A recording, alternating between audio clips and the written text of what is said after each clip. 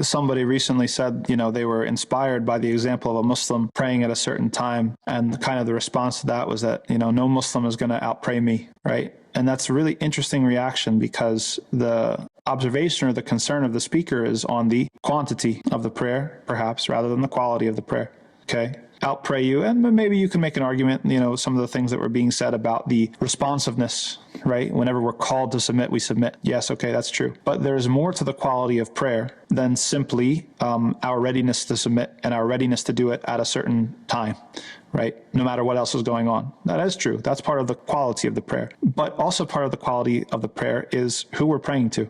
Right? And where do we get our style of prayer from? How do we relate to the guidance that was given to us by our Creator? Right? This is also part of the quality of the prayer, because I can have the most well-meaning prayer, and I can even spend all day long praying, and I can, set alarms or whatever. But if I'm making it up all myself, what's the point? How valuable is it? Right? Or am I trying to find the truth? And this is something that Allah subhanahu wa ta'ala said in the Quran, specifically when it comes to Christians, and something that the Prophet Muhammad sallallahu alaihi wasallam also said in the hadith coming to Christians, when he talked about those who are going to hear of me from Ahl Kitab, or from Bani Israel, or the Nasara, right? There's an understanding that there is a certain degree of responsibility to search for the truth. And this is something that, if you're ever in conversation with Christians, this is something you should bring up. According to Christianity, there's no way to explain Muhammad sallallahu alaihi wasallam.